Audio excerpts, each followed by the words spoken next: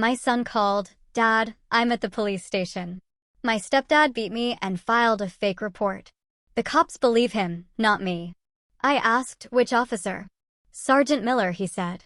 "Sit tight, 20 minutes, I replied. I didn't call a lawyer. I showed up wearing my uniform. The sergeant looked up and froze. "Captain." "I didn't know," he stammered. I said, "Give me 15 minutes with his stepdad." The sergeant's hands shook. "He's all yours, sir. All night long."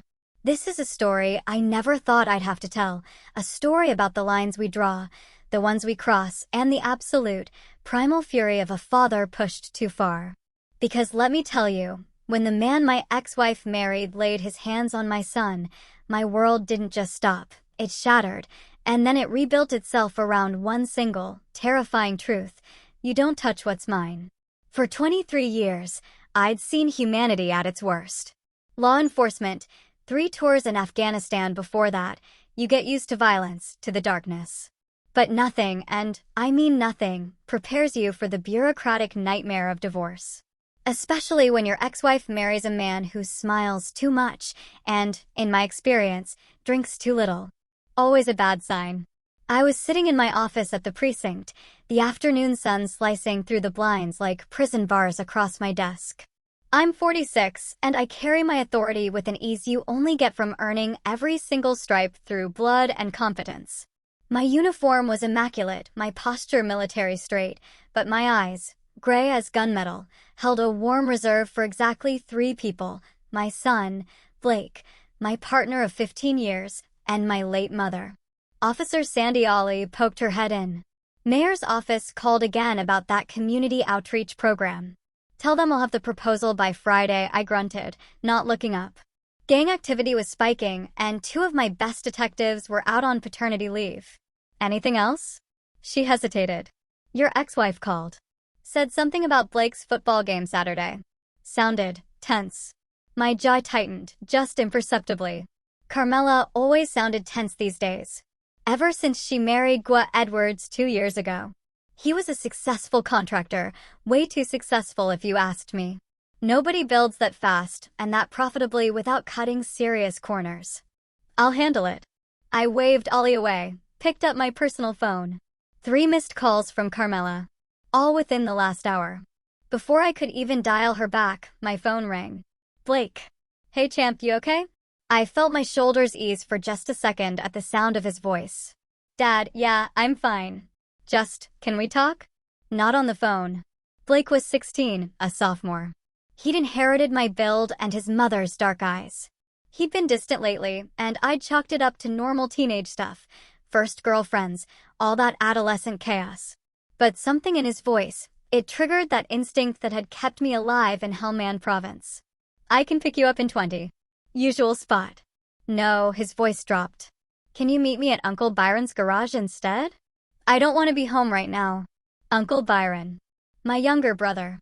The only mechanic in the city who could resurrect a '67 Mustang from a pile of rust and regret. Blake had spent countless afternoons there since the divorce, learning to rebuild carburetors, changing timing belts. "I'm on my way." I grabbed my jacket and headed out, stopping only to tell my second-in-command, Lieutenant Arnaldo Caldwell, I'd be out for an hour. Caldwell, a barrel-chested man with 20 years on the force, just nodded.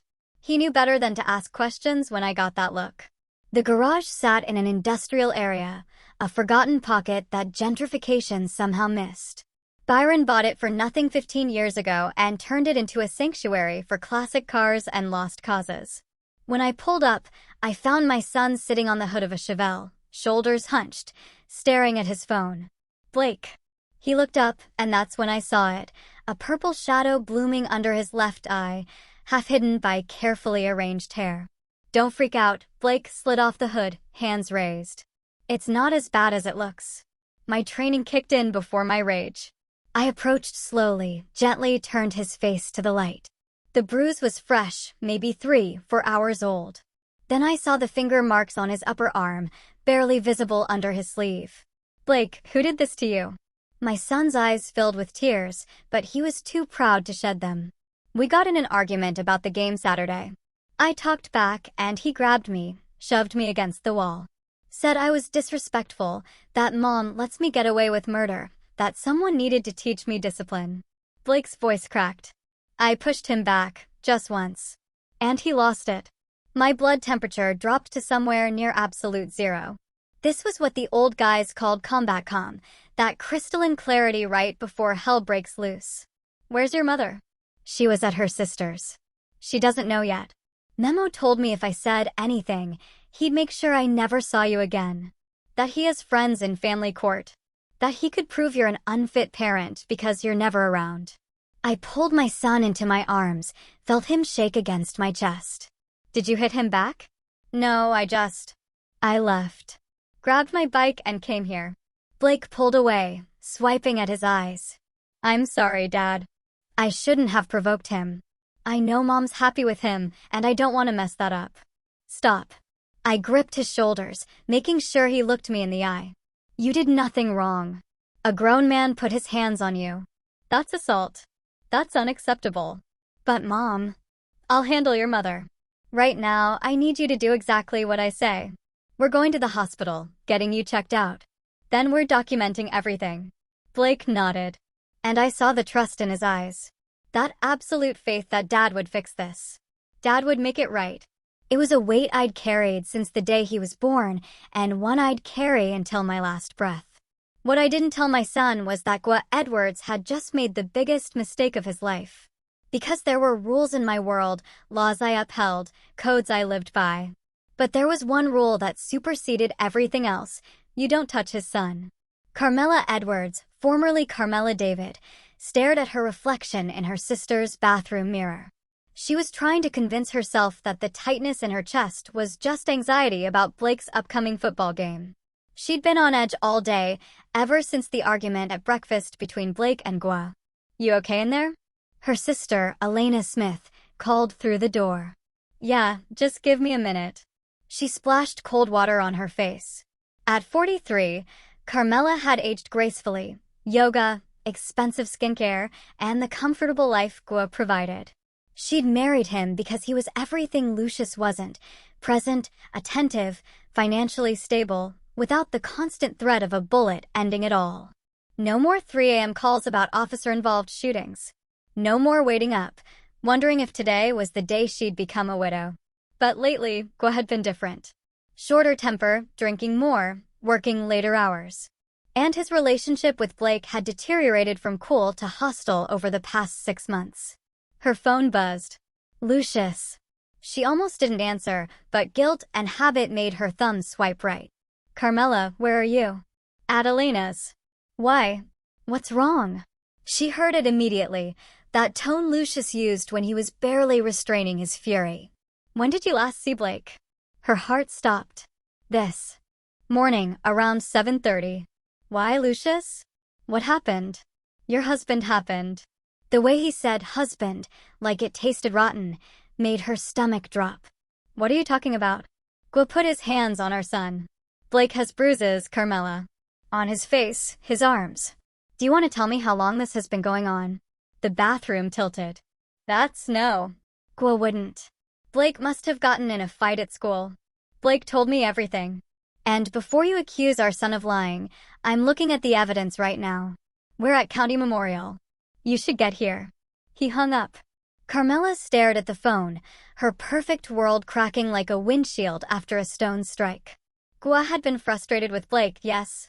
The boy could be difficult, moody, disrespectful. But physical violence? That wasn't the man she'd married.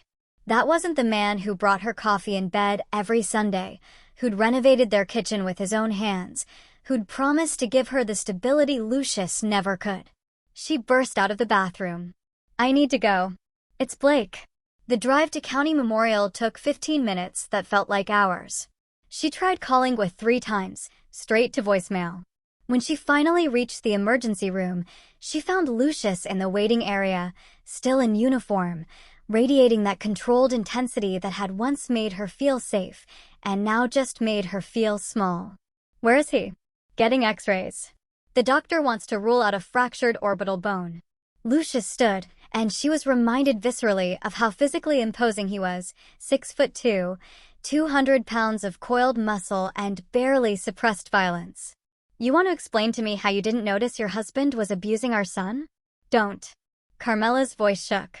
Don't you dare make this sound like I knew. If Blake was having problems, he should have told me. He tried. 3 weeks ago. Remember when he asked to spend weekdays with me and only weekends at your place? You told him he was being dramatic, that he needed to adjust. She had said that. The memory made her nauseous. Mrs. Edwards, a nurse, appeared. Your son is ready to see you. Carmela rushed past Lucius, past the judgment in his eyes, and found Blake in a curtained examination area. The bruise looked worse under fluorescent lighting, angry purple spreading from his cheekbone to his eye socket. But it was the defeated slump of his shoulders that broke her heart. Baby Mom. Blake's voice was flat. Dad told you. He told me his version. I want to hear yours. She reached for his hand, but he pulled away. I talked back to Memo about Saturday's game. Said I wanted a dad there, not him. He grabbed my arm, shoved me into the wall, told me I was an ungrateful punk. I pushed him away. He punched me. Blake finally looked at her. That's my version. You going to believe me, or are you going to make excuses for him like you always do? Always, Blake? What are you talking about? The shoving, the grabbing, the names he calls me when you're not in the room. The way he goes through my phone, my backpack, controls everything I do. I've been telling you for months that something's wrong, but you don't want to see it. You're so happy to have your perfect husband and your perfect house that you don't care what he does to me. Each word was a knife. Carmela felt tears streaming down her face. Blake, I swear I didn't know. Yeah, well, now you do. The curtains swept open. Lucius and a doctor entered, followed by a woman in a blazer with a CPS badge clipped to her belt. The social worker's presence made everything horrifyingly real. Mrs. Edwards, I'm Whitney Shaw from Child Protective Services. I need to ask you some questions about your household. The next hour was a blur of interrogation, medical reports, and the slow, agonizing realization that she'd failed her son. Failed to see what was happening under her own roof. Failed to protect him from a man she'd brought into their lives. When it was over, Blake was released into Lucius's custody pending an investigation. Temporary, the social worker said. But the look Lucius gave her promised this was permanent. Carmela. Lucius stopped her as she walked to her car. You need to decide right now what's more important, your marriage or your son.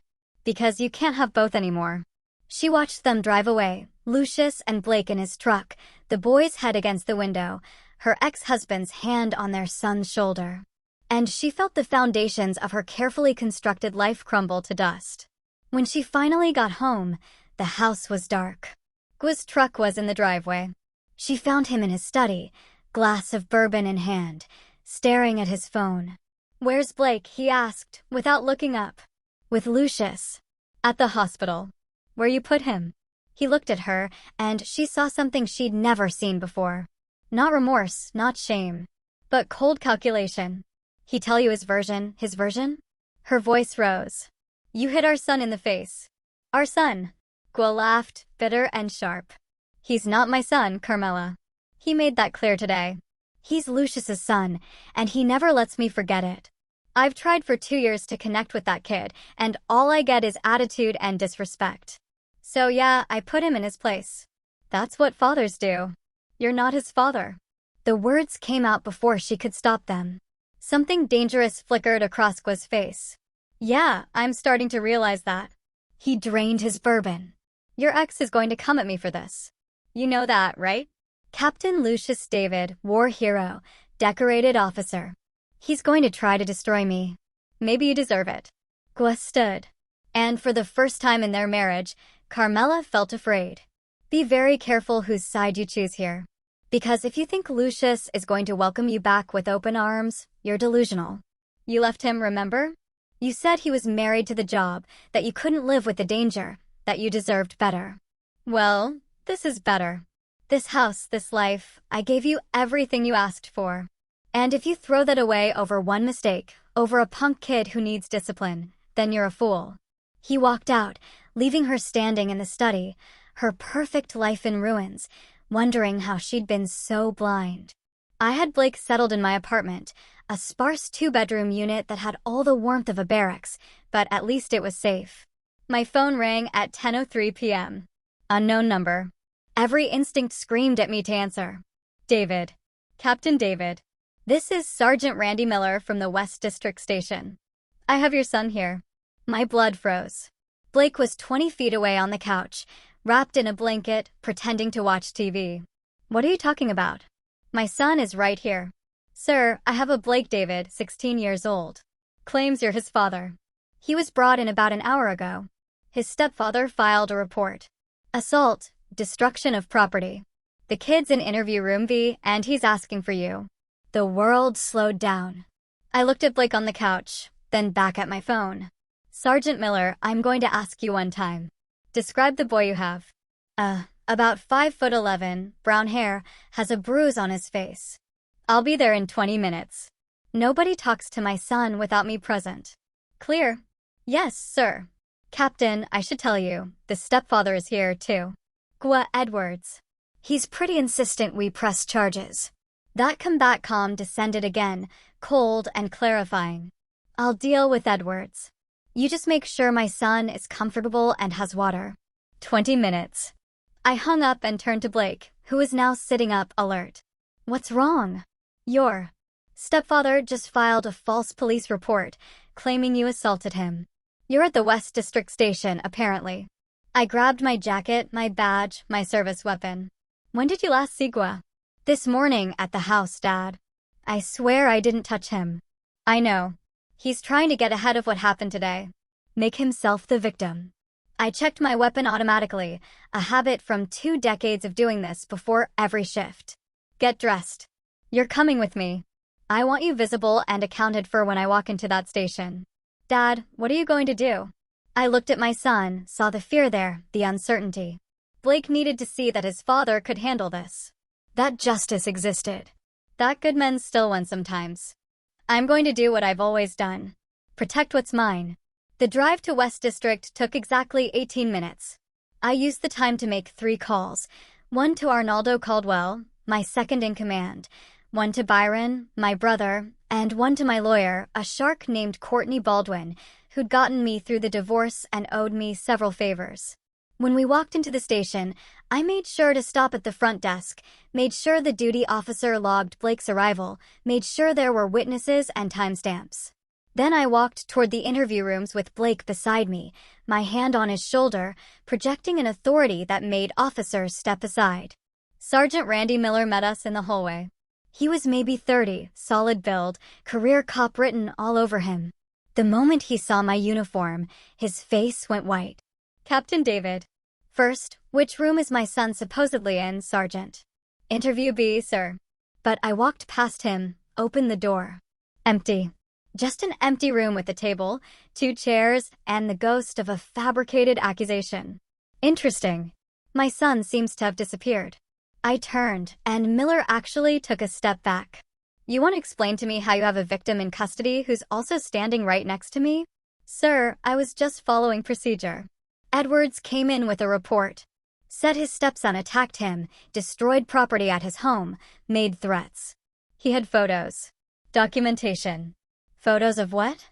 Damage he did himself? Sergeant Miller, you've been a cop long enough to recognize a setup. Where's Edwards now? Interrogation C. He's waiting to give a statement. Excellent. I'm going to need 15 minutes with him. Miller's eyes widened. Captain, I can't. You can't what? I stepped closer, dropped my voice to a register that carried command without volume. You filed a report based on false information. You attempted to process a minor without parental notification. And you're harboring a man who assaulted a child, my child, earlier today. Now I can make this official. Bring in internal affairs. Have your career examined under a microscope. Or you can give me 15 minutes with the man who tried to frame my son, and we can resolve this quietly. Your choice, Sergeant. Miller looked at Blake, at the bruise that was now impossible to ignore under the station's harsh lighting, and something shifted in his expression. He did that this morning. Hospital records are already filed. X-rays, doctor's statement, CPS report, all time-stamped. So when Edwards claims my son attacked him today, you can see the problem. Jesus, Miller ran a hand through his hair. Captain, I didn't know. He came in all professional, had his story straight, seemed credible. He's a contractor. He's good at building facades. I gentled my tone fractionally. You're not at fault here, Randy, but you're going to help me fix it. Take Blake to your office. Get him coffee, something to eat. I need witnesses to see him calm, cooperative, uninjured beyond what Edwards did earlier. While I have a conversation with my son's stepfather. Sir, I'm not going to assault him. I smiled. It was not a kind expression. I'm just going to ask him some questions about his construction business, his permits, his tax returns. Completely by the book. Miller hesitated, then nodded. Interview room C. He's all yours. But, Captain, he added, a flicker of understanding in his eyes. I didn't hear anything. I was in my office doing paperwork. Smart man. I waited until Blake was safely in Miller's office, visible through the glass, before I walked to interrogation room C. I didn't knock, just opened the door and stepped inside, letting it close behind me with an authoritative click. Edwards sat at the metal table, looking smug and confident in expensive jeans and a polo shirt that screamed successful contractor. He was maybe 40, fit from manual labor, with slicked back hair and a $1,000 watch. When he saw me, that smug expression flickered. Captain David, I was hoping we could talk man-to-man about your son's behavior. Shut up. Gua's mouth snapped closed. I walked slowly around the table, my boots loud on the linoleum. I didn't sit, didn't move into Edwards' space, just stood there, letting the silence stretch, letting my uniform and my reputation and my barely leashed rage do the work. You put your hands on my son, I finally said, my voice conversational. Then you try to cover it up by filing a false report. That's assault on a minor and filing a false police report. Those are felonies, Gua. He attacked me. Blake was with me all evening. Hospital records, witnesses, timestamps. Your story falls apart under basic scrutiny. I leaned against the wall, arms crossed. So, here's what's going to happen. You're going to walk out of this station, go home, and stay away from my son. I'm filing for emergency custody, and you're not going to contest it. You're going to tell Sergeant Miller that there was a misunderstanding, that you overreacted, that you're dropping all charges. Like hell. And if you don't, I continued, as if Edwards hadn't spoken, I'm going to take a very close look at your business, your permits, your building codes, your employee documentation. I'm going to talk to the IRS about some interesting discrepancies I've noticed in your tax returns. Yes, I've already pulled them. Perks of being a captain. I'm going to talk to your suppliers about those bulk material purchases that don't quite match your project invoices. And I'm going to make sure every building inspector in this city knows your name. Gua's face had gone pale. You can't. I can and I will. Because you made one critical error, Gua. You thought I was just a cop. But I'm not just a cop. I'm a father. And you hurt my son. I pushed off the wall, moved to the door. You have until tomorrow morning to decide. Keep pushing this and I'll destroy everything you've built. Or walk away. And maybe you get to keep your business and your freedom. Your choice. I opened the door, then paused. Oh, and Gua, if you ever come near Blake again, I won't use my badge. I'll use my hands. And there won't be enough of you left for a closed casket. We clear. I walked out without waiting for an answer. I found Miller in his office with Blake, who was nursing a hot chocolate and looking young and vulnerable in a way that made my chest ache. Sergeant Miller, Mr. Edwards, is ready to give a statement. I believe he'll be dropping all charges and apologizing for wasting police resources. Miller looked between me and the interrogation room, then nodded slowly. I'll go take care of that. When we were alone, Blake looked up at me. What did you say to him? The truth. That he messed with the wrong family. I pulled my son into a hug, felt Blake cling to me like he had when he was 5 years old and afraid of thunderstorms. It's over, champ. You're safe now. But even as I said it, even as Blake relaxed against me, I knew it wasn't over. Not really. Because men like Gua Edwards didn't give up that easily. And wounds this deep took more than threats to heal. This was just the beginning. 3 days after the police station incident, I sat in my office reviewing surveillance footage from one of Gua Edwards' construction sites. My brother Byron had a friend who had a cousin who worked security, and that footage had found its way into my hands through a chain of carefully maintained deniability. What I was seeing made my blood run cold for entirely different reasons. Captain Arnaldo Caldwell knocked and entered without waiting. "We got a problem." "Another one." "Carmela just called the front desk. She's here. Says she needs to talk to you and she won't leave." I closed the laptop. I'd been avoiding my ex-wife since the hospital. Let her stew in the consequences of her choices. Let her wonder what I was planning. But maybe it was time for that conversation. I found Carmela in the lobby, and the sight of her stopped me cold. She'd lost weight in 3 days, had circles under her eyes that makeup couldn't quite hide, and was wearing yoga pants and a sweatshirt instead of her usual carefully curated outfit. "Lucius," her voice cracked. "Please, I need to talk to you." I gestured to a conference room, waited until we were alone. "What do you want, Carmela?" "I want my son back." Tears streamed down her face. "I want to explain, to apologize." You want? What about what Blake wants? Did you ask him?" "He won't answer my calls. Won't respond to texts. I went to your apartment, and he wouldn't even come to the door." "Yeah, that's what happens when you choose your husband over your child." "I didn't choose." She stopped. Breathed. "Okay, I did. I chose wrong. I was blind and stupid, and I failed him. But Lucius, he's my son too. I have rights." "Rights? You nearly forfeited them when your husband put him in the hospital." I kept my voice level professional. "CPS is still investigating.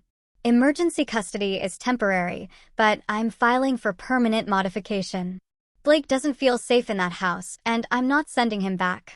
"What if I leave Gua?" The question hung in the air. I studied my ex-wife, looking for manipulation, for strategy. Found only desperation. "Have you?" "I'm not yet, but I'm thinking about it. The house is in both our names. The business is his, but I could, thinking about it." I laughed, bitter. "You're thinking about leaving the man who assaulted your son? That's where we are. It's not that simple. We're married, we have assets together. I can't just walk away from 2 years of my life. Blake is 16 years of your life, and you're still hesitating." I stood. "I'm going to make this simple for you, Carmela. You want to be in Blake's life? You want him to answer your calls? Then you prove you've changed. You leave Edwards. You get therapy. You spend every day earning back the trust you destroyed. But until then, until I see actual change, and not just words, you stay away from him. Because he's been through enough. You can't keep me from my son. Watch me." I walked out, left her sitting there, and felt no satisfaction in her pain. Just a bone-deep weariness at how tangled everything had become. Back in my office, I opened the laptop again. The surveillance footage showed something interesting. Gua Edwards meeting with 3 men in hard hats at a construction site on the east side. The same site where, according to Lucius's digging, building inspections had been mysteriously passed despite obvious code violations. His phone rang. "Courtney Baldwin, my lawyer." "Lucius, we have a problem. Edwards is countersuing for defamation and harassment. Claims you threatened him at the police station, that you're abusing your position to intimidate him. And he's filing an ethics complaint with the department." "He's what?" "It gets worse. He's claiming Blake has been violent at home for months. That you've been coaching the boy to lie, and that the whole thing is a custody play on your part. He's got documentation, texts, photos, witness statements from neighbors." I felt I settle in my gut. He's been planning this since before he hit Blake. Probably. This guy's smart, Lucius.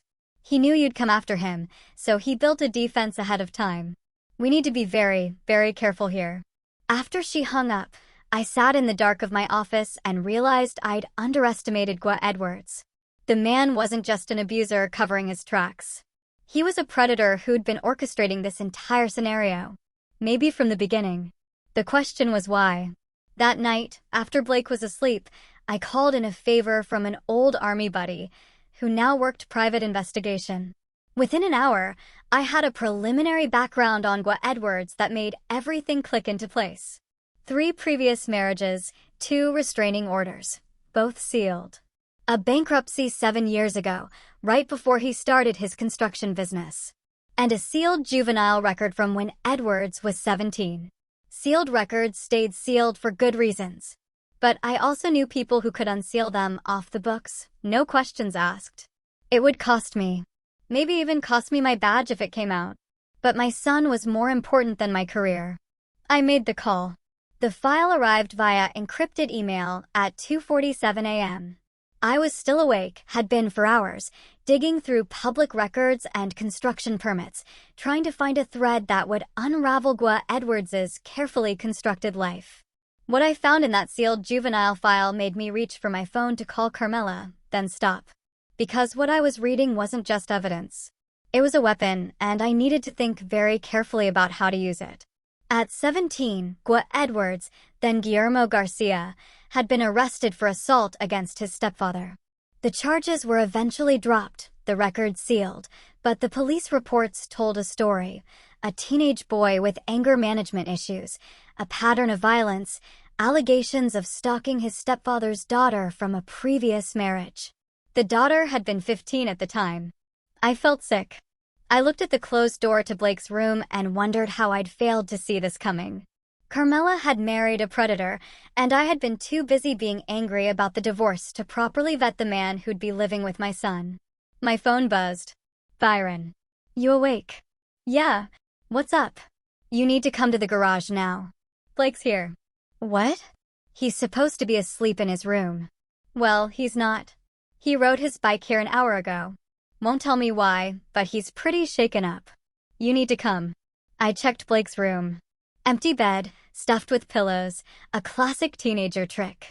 I was out the door in 3 minutes, my heart pounding. What if Edwards had gotten to him? I found Blake in Byron's office, wrapped in a blanket that smelled like motor oil and old coffee. My brother stood guard at the door, arms crossed, looking worried. Blake. I knelt in front of my son. What happened? I went back to the house to get some stuff I forgot.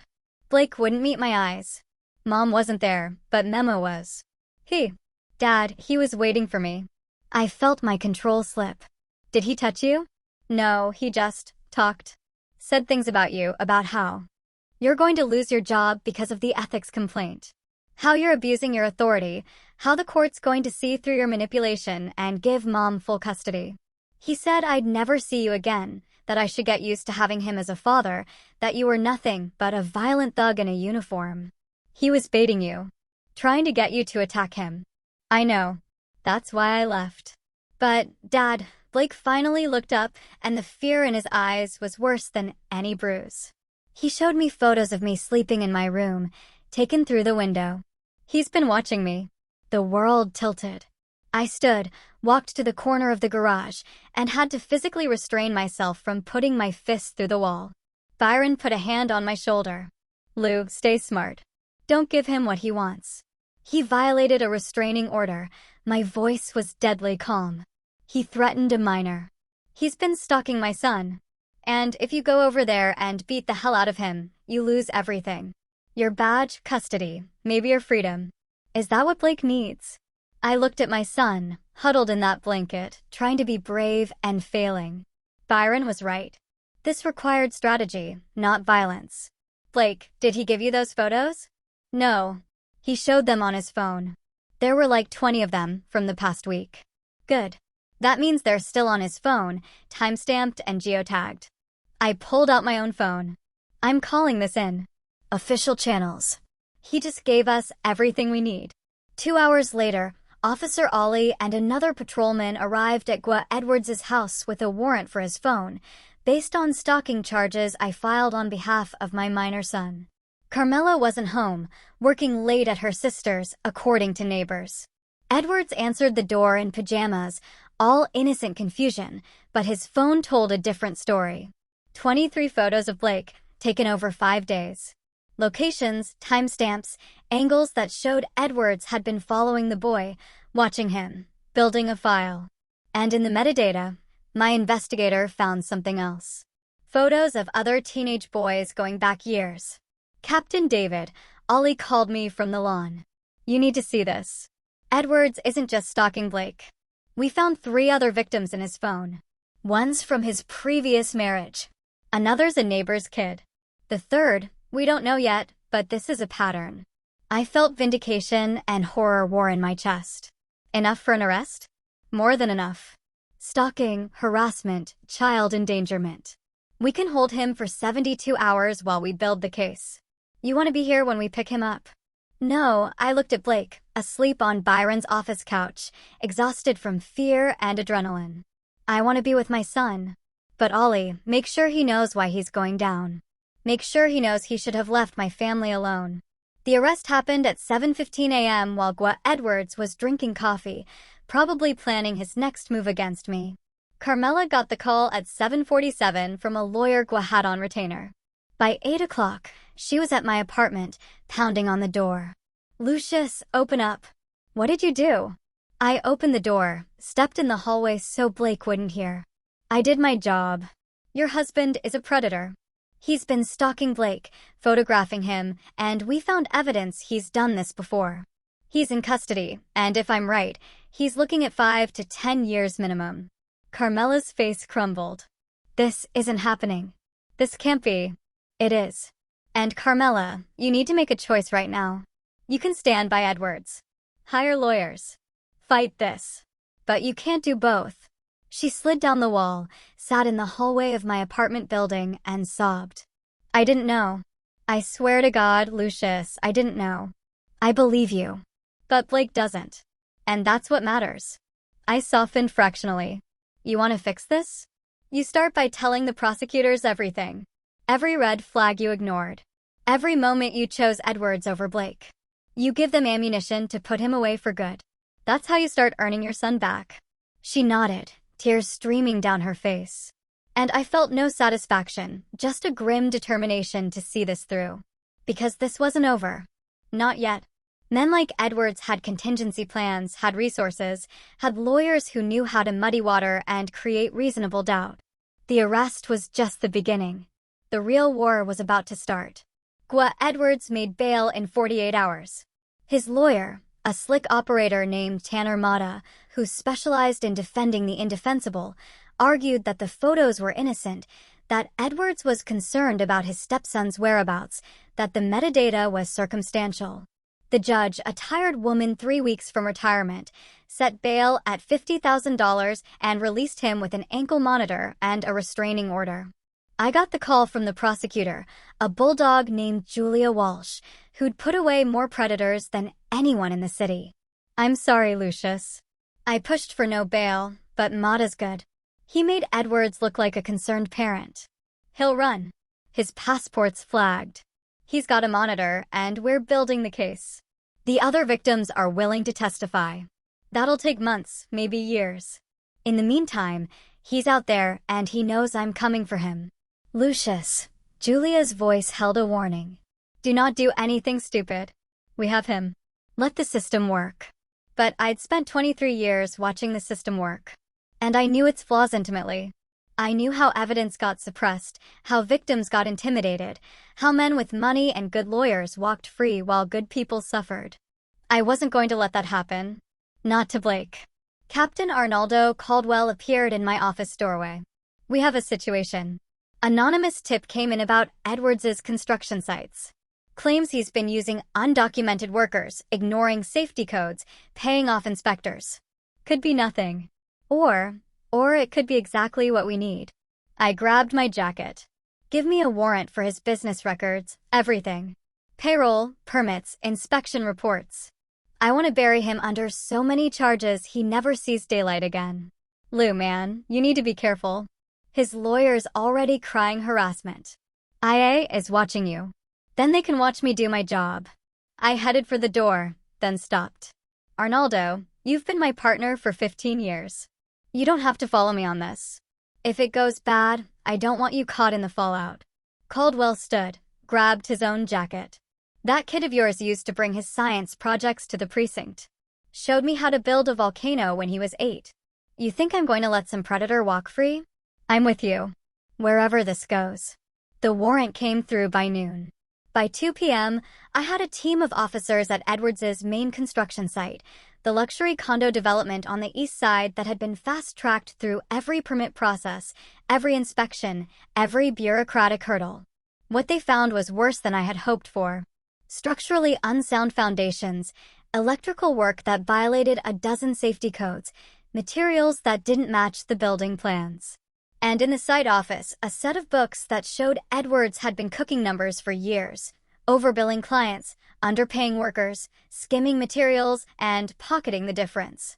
Captain David, one of the officers, called from the basement level. "You need to see this." I climbed down into the foundation area, my flashlight cutting through the gloom. The officer pointed to a section of wall where concrete had been poured but hadn't yet set properly. "Look at the rebar placement. It's all wrong. This whole building could collapse in a moderate earthquake." And according to the inspection reports, this passed structural review 3 weeks ago. I photographed everything, called in a city building inspector who wasn't on Edwards' payroll, and by 4 p.m., I had enough evidence to shut down every project Edwards had in progress. Financial fraud, reckless endangerment, bribery of public officials. The charges would multiply like bacteria in a petri dish. But it still wasn't enough, because Edwards had contingency plans, offshore accounts, properties in his mother's name. He could walk away from the business, declare bankruptcy, and disappear into a comfortable life somewhere warm, while Blake lived with nightmares. I needed something bigger, something permanent. That night, I met with my brother Byron and Courtney Baldwin, my lawyer, in Byron's garage. Blake was at a friend's house, a carefully supervised visit that I'd arranged to give the kids some normalcy. "Okay," Courtney spread files across Byron's desk. "Here's where we stand legally. The stalking charges are solid. The construction fraud is building. But Mata is good and Edwards has money. He could drag this out for years, and there's always the chance he beats some charges, plea bargains on others, serves minimal time." "That's not acceptable," I said flatly. "Then we need to think outside the law."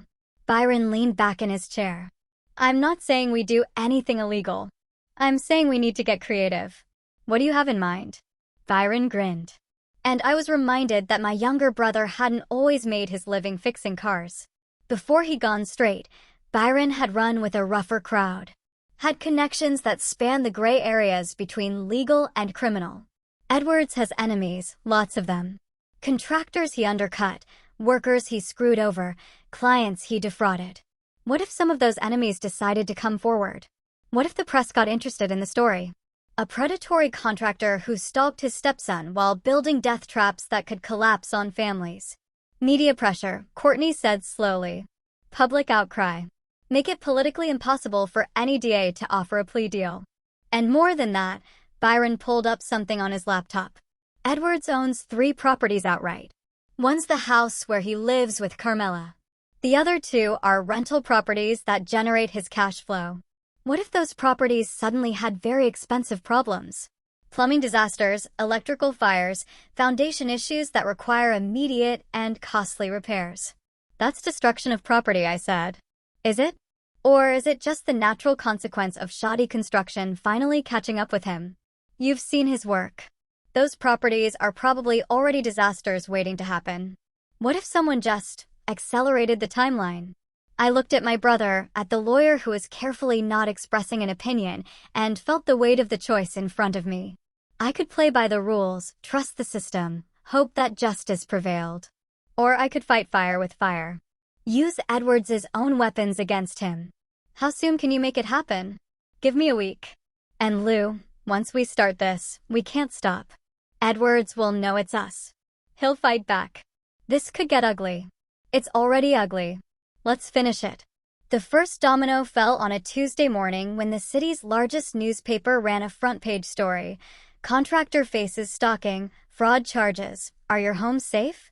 The article detailed Gua Edwards' arrest, the photos of Blake, and, crucially, included interviews with 3 former employees who described systematic safety violations, financial fraud, and a pattern of intimidation. By noon, Edwards' phone was ringing off the hook. Clients demanding refunds, investors pulling funding, city councilors calling for investigations. His carefully constructed empire was shaking. The second domino fell that night when a pipe burst in his primary rental property, a 6-unit building that housed 2 families with young children. The water damage was catastrophic, requiring immediate evacuation and tens of thousands in repairs.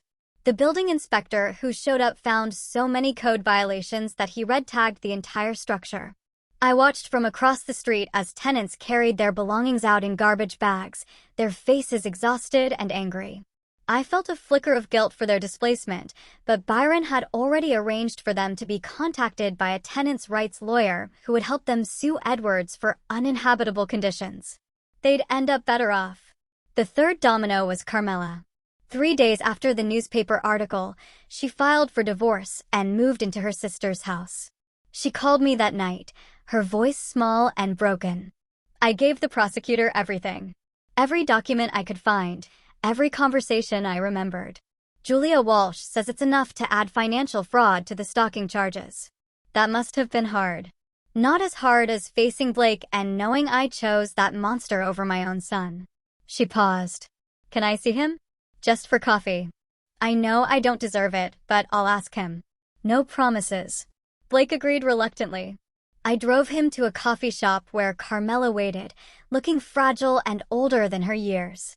I stayed within sight but out of earshot, letting them talk, watching my son's body language shift from defensive to guardedly open over the course of an hour. When they were done, Blake walked back to the car with red-rimmed eyes, but looser shoulders. She apologized. Really apologized. Said she was wrong. That she chose badly. That she understands if I never forgive her. Do you want to forgive her? I don't know. Maybe eventually. But, Dad, she gave the prosecutor everything. She's helping take memo down. I know. Is that enough? To make up for it? I pulled my son into a hug. That's not for me to decide, champ. But it's a start. The fourth domino fell when one of Gua Edwards' previous victims, a boy now 23, married with a child of his own, saw the newspaper article and came forward. His testimony was devastating. 3 years of stalking when he was 15, escalating from photographs to following him to showing up at his school to explicit messages. The charges had been sealed in a plea deal, but now he was willing to testify publicly. 2 more victims followed. The case was no longer just about Blake. It was about a pattern of predatory behavior spanning a decade. Tanner Mata, Edwards' lawyer, tried to suppress the testimony, tried to argue prejudice, character assassination, irrelevance. But Julia Walsh was relentless, and the judge, newly motivated by public pressure and media scrutiny, denied every motion. The trial date was set for 6 weeks out. Edwards would stand trial for stalking, fraud, child endangerment, and a dozen related charges. If convicted on all counts, he was looking at 15 to 20 years. But I knew convicted men still had appeals, still had lawyers, still had ways to fight back. I needed Edwards not just in prison, but destroyed, so thoroughly ruined that he'd never threaten Blake again. That's when Byron called with the final piece. Lou, you need to hear this. I heard about a friend who worked on Edwards' construction crew 5 years ago. He's willing to testify that Edwards intentionally cut corners on a residential build in 2020. The foundation was never properly reinforced, and Edwards knew it. The family that bought that house, their 10-year-old daughter was injured when part of the deck collapsed last year. Does the family know Edwards was responsible? Not yet, but they could, if someone pointed them in the right direction. I felt the trap closing. Give me the family's contact information. And Byron, thank you. He hurt our kid, our family. I'd burn the world down for you, too. Byron's voice was fierce. Now go finish this. The trial of Gua Edwards began on a cold Monday in November. The courtroom was packed. Media, victims, former employees, and every cop in the city who had a grudge against predators who abused their position. I sat in the front row, Blake on one side, Carmela on the other. A united front despite all the history between us. Julia Walsh's opening statement was surgical. She outlined the pattern of stalking, the photos of Blake, the testimony from previous victims. She detailed the construction fraud, the building code violations, the bribery. And then she played her final card, the family of the injured girl, suing Edwards in civil court and willing to testify about the collapsed deck, the negligent construction, the permanent injury their daughter sustained. Tanner Mata tried to counter, painting Edwards as a misunderstood businessman, a concerned stepfather, a victim of a vengeful ex-husband with a badge. But his voice lacked conviction, and the jury, 8 women, 4 men, mostly middle-aged, mostly parents, stared at Edwards with undisguised contempt. The prosecution's case took 3 days. Victim after victim testified to Edwards' stalking, his manipulation, his predatory behavior. Construction workers detailed the fraud, the corner cutting, the intimidation. Building inspectors admitted to taking bribes. The father of the injured girl broke down on the stand, describing his daughter's months of physical therapy, the surgeries, the trauma. Through it all, Edwards sat impassive, his expensive suit and calm demeanor a mask over whatever darkness lived beneath. But I saw the cracks, the way his hand shook when the photos of Blake were displayed, the tightness around his eyes when former employees detailed his cruelty, the moment of pure rage when Carmela took the stand and methodically destroyed his character. On the 4th day, Tanner Mata called Edwards to testify in his own defense. It was a gamble, and I knew why. Edwards was charismatic, articulate, and Mata was hoping he could charm the jury. But Julia Walsh was waiting. She let Edwards tell his story, the concerned stepfather, the misunderstood businessman, the victim of a vindictive ex-husband. She let him paint himself as a sympathetic, reasonable human. And then she went for the throat. Mr. Edwards, you claimed these photos of Blake David were taken out of concern for his safety. Is that correct? Yes. He was sneaking out at night, hanging around dangerous areas. These dangerous areas, Julia pulled up a map on the courtroom screen. Could you identify them? Edwards pointed to various locations. The coffee shop near his father's apartment, the library, his uncle's garage, Byron's place of business. These don't seem particularly dangerous to me, Mr. Edwards. Would you characterize a library as a dangerous area? It's not about the location. It's about who he was meeting. Who was he meeting? I don't know. That's why I was monitoring him. So, you were monitoring a minor child, not your biological son, without his knowledge or consent, because you were concerned about hypothetical meetings with hypothetical people in public locations like libraries and coffee shops? The jury shifted. Edwards' lawyer objected, but the damage was done.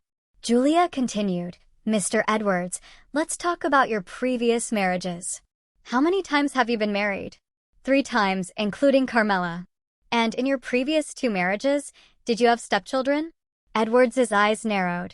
Yes, both teenage boys. And both relationships ended with restraining orders filed against you. Is that correct?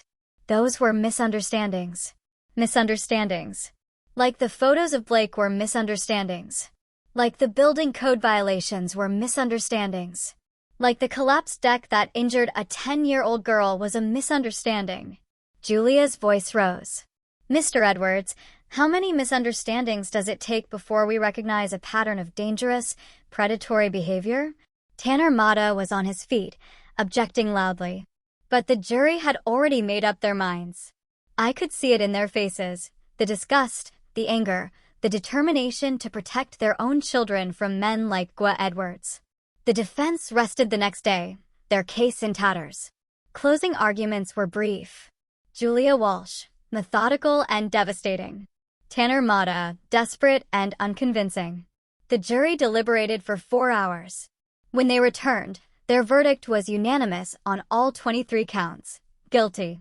Gwa Edwards' face went white. He turned to look at me. And in that moment, I saw everything. The rage, the hatred, the unspoken promise of revenge. But it was hollow because Edwards was going to prison for 15 to 20 years minimum. And by the time he got out, Blake would be in his 30s, established and safe, and I would still be waiting. Sentencing was set for 2 weeks later. I walked out of the courtroom with Blake and Carmela, feeling the weight of months of tension finally lifting. Outside, media swarmed, cameras flashing, microphones thrust forward. Captain David, how do you feel about the verdict? I feel like justice was served, and I hope this sends a message to anyone who thinks they can harm children and get away with it. I put my arm around Blake. My son is safe. That's all that matters. But as we walked to my truck, my phone buzzed. Byron. Lou, we have a problem. Edwards posted bail, pending sentencing. He's out. He's what? Mata must have pulled some strings. Appeals court overturned the remand order. Edwards walked out 20 minutes ago. And Lou, his ankle monitor is already offline. He cut it and ran. I looked at Blake, at Carmela, at the life we'd been trying to rebuild, and felt cold certainty settle in my chest. Edwards wasn't going to go quietly. He was going to come after us. One last desperate act of vengeance. Get Blake somewhere safe. Now. I was already moving toward my truck. Byron, I need you to take him and Carmela to the cabin upstate. Don't tell me where exactly. Just go. What are you going to do? What I should have done from the beginning. I'm going to end this. I had hunted men before. In Fallujah, in Kandahar, in the dark streets of the city's worst neighborhoods. I knew how predators thought, how they moved, where they ran when cornered. And I knew Edwards would come for me first. Not Blake, not Carmela, but me. Because Edwards understood that to truly hurt me, you didn't kill me. You killed what I loved while I watched. Which is why I went home alone. Sent Blake and Carmela away with Byron and waited. My apartment was dark when I arrived at 10 p.m. I didn't turn on the lights, just moved through the familiar space, checking windows, setting up sight lines, preparing for war. My service weapon was locked in the safe per department regulations. The shotgun I bought for home defense was not. I sat in the dark and waited. Edwards came. At 2:17 a.m. I heard the lockpicks working on my door, heard the careful footsteps in the hallway, watched as Edwards slipped inside, a shadow against shadows, holding something that glinted in the ambient light. A knife, of course. Up close and personal. Maximum suffering. I know you're here, Captain. Edwards' voice was steady, almost conversational. I know Blake isn't. You sent him away. Smart. But that just means we get to have our conversation. Uninterrupted. I stayed silent, watching from my position in the bedroom doorway. You destroyed my life. Edwards moved into the living room. My business, my marriage, my freedom. All because your son couldn't handle a little discipline. All because you couldn't accept that Carmela chose me over you. You stalked and abused a child. My voice came from the darkness. This was always going to end one way, Guillermo. Edwards spun toward the sound. But I was already moving. 23 years of training. 3 combat tours. 1,000 encounters with violent offenders. I closed the distance before Edwards could react, swept the knife arm aside, drove my shoulder into Edwards' sternum. We went down hard, the knife skittering across the floor. I'm going to kill you. Edwards gasped, swinging wildly. And then I'm going to find Blake and your brother and everyone you love. No, I pinned him. Drove a knee into Edwards' solar plexus. You're not. I could kill him right now. Claim self-defense. Plant the knife. Call it in. No one would question Captain Lucius David defending himself against a convicted felon who'd broken into his home. It would be justified, clean, final. But that wasn't justice. That was revenge. And Blake didn't need a father who was a killer. He needed a father who was better than that. I pulled out my phone, called it in. This is Captain David. I have an intruder at my residence. Armed with a knife. I've subdued him. Send units to my location. Edwards laughed, blood on his teeth. You think this is over? I'll get a lawyer. I'll claim you lured me here, that you attacked me. Self-defense. Entrapment. Maybe. Or maybe the security camera I installed last week caught everything. I pointed to the small device mounted above the door. Including you breaking in. Including the knife. Including your threats against my son. Edwards' face went slack. You planned this? No. I just knew you were stupid enough to come after me. And I was ready. The police arrived 6 minutes later. Sandy Ollie, first through the door. Weapon drawn. Eyes taking in the scene, me standing, Edwards on the ground, the knife as evidence. Everything clean and legal and by the book. Captain, you okay? I'm fine. Mr. Edwards is under arrest for breaking and entering, attempted assault, and violation of his bail conditions. I have video evidence. I handed over my phone. Book him. And make sure his lawyer knows that this time, there's no bail. He's in custody until sentencing, and probably for a long time after. They cuffed Edwards, read him his rights, hauled him out of the apartment. Tanner Mata arrived 30 minutes later, looked at the evidence, and promptly advised his client to accept whatever plea deal the DA offered, because going to trial with video evidence of a midnight knife attack on a police captain was career suicide, even for a lawyer as good as Mata. 2 days later, Guillermo Edwards pleaded guilty to all charges in exchange for a consolidated sentence, 25 years, no possibility of parole before 18. By the time he got out, if he survived prison that long, he'd be 68 years old, broken and irrelevant. I brought Blake back home that weekend. We sat on the couch in the apartment, eating pizza and watching a game. Just being father and son in the quiet safety of our own space. Is it really over? Blake asked. Yeah, champ. It's over. What if he gets out early? What if, then I'll be there.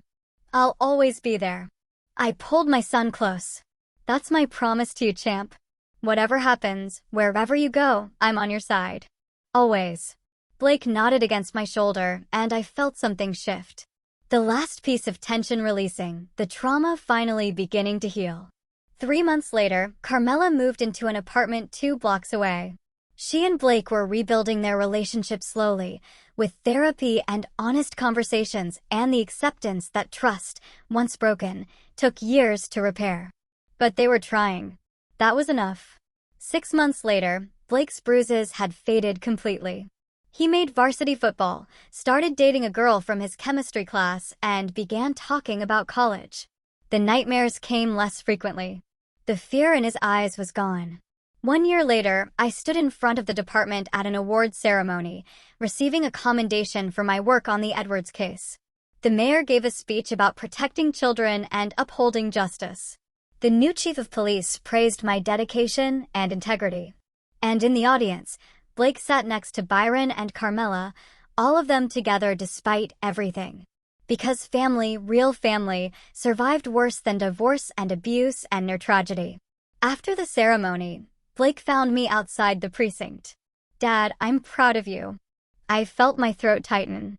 I'm proud of you too, champ. Every day. I know things got ugly. I know you had to do things that weren't easy. But you protected me. You did the right thing. That's what fathers do. Blake hugged me, and I held my son and looked up at the clear sky and felt for the first time in a year like everything was going to be okay.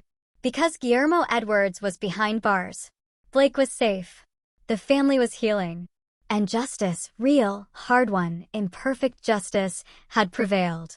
Not because I had been the strongest or the most ruthless, but because I'd been smart enough to use the law, patient enough to build a case, and willing to sacrifice my own desire for immediate revenge in favor of lasting victory. I'd won not by becoming a monster, but by remaining a man, flawed, determined, and absolutely unwilling to let evil win. And in the end, that was enough. Thanks for watching. Take care. Good luck.